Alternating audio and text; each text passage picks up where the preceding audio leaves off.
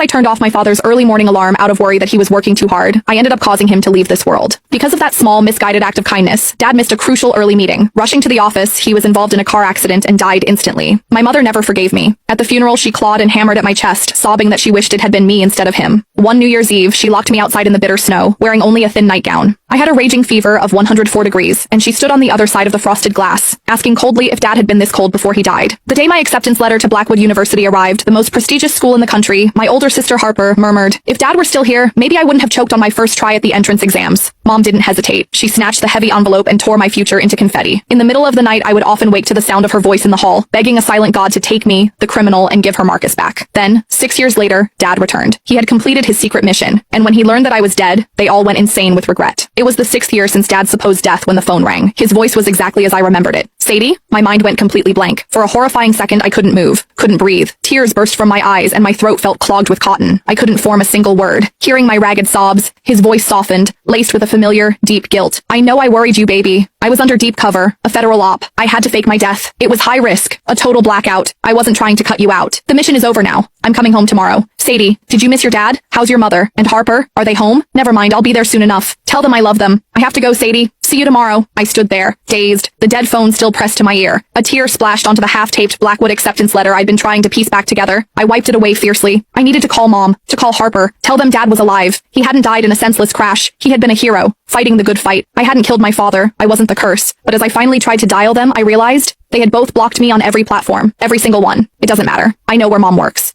I ran out the door and soon found her on the corner of the busy avenue, her figure instantly recognizable. She was in her state trooper uniform, standing ramrod straight beside her cruiser, talking to another officer. After Dad died, Mom had joined the highway patrol. It felt like a perverse, belated attempt to atone for, or perhaps repair, the crash that took him. I stared, greedily taking in the slight smile that touched her lips during the conversation. I started to run towards her. Mom. For the first time in 6 years, I could call her name without bracing myself for the cold blade of her disgust. But before the sound could fully escape, a hand clamped brutally over my mouth, dragging me backwards. I was shoved violently into the back of a black sedan. The door slammed shut, rattling my teeth. The air in the cabin reeked of stale blood and desperation. The man who'd grabbed me only had one ear. He grabbed my hair, yanking my head back, his eyes dark, surging with pure, venomous hatred. "Do you know why I took you?" He slapped me hard across the face, then grabbed my head again, slamming it against the window in a fit of savage release. "It's because of your goddamn father. That son of a bitch killed all my brothers. He's a low-life piece of trash. I want him to suffer. I want his whole family to suffer and die." Tears streamed down my face from the pain, but I bit back, yelling, "No, you're wrong. My father is a decorated federal agent." The man let go of me, grabbing the steering wheel, his mouth twisting into a terrifying grin. "Agent! Ha! It's because your agent finally called you today that I was able to track you down, you little pest." He slammed his foot on the gas, aiming the car straight for Mom's position.